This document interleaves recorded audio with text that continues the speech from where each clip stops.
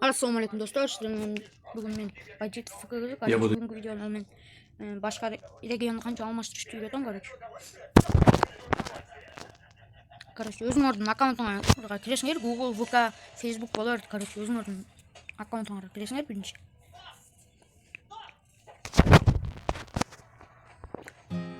Okay.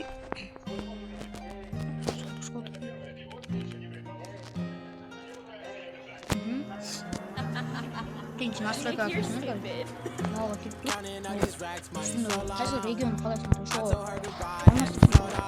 almashtirgandan biraz ig'radan chiqib boshlanganini ko'rish. Ig'radan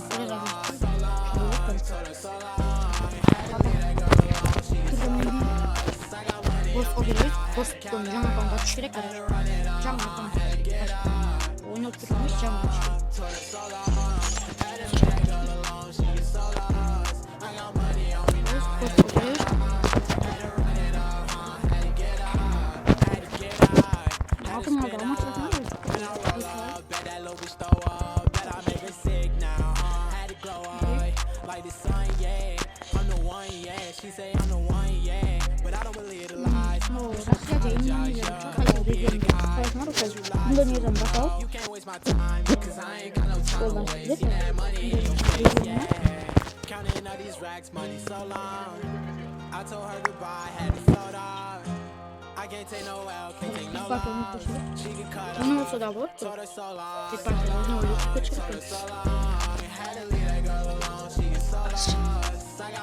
На, короче, в сторону.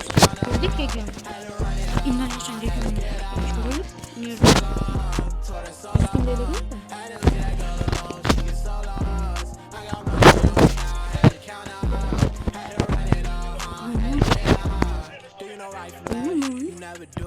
Жеткім келгенде бір көтіп походу. Индонезияны кім білем бе?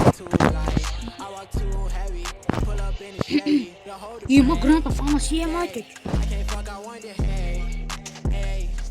Что вообще? Вообще-то ема. Что покажу,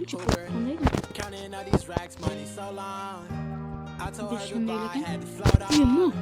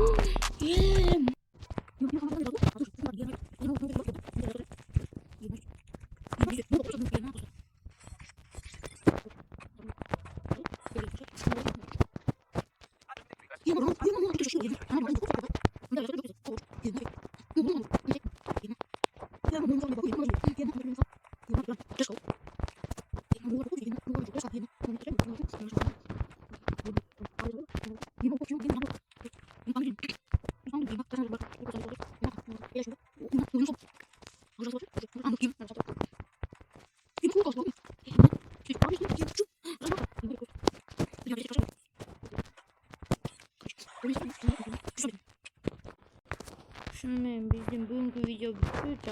Like basıp komentar жазып өткіле достар. Всем пока.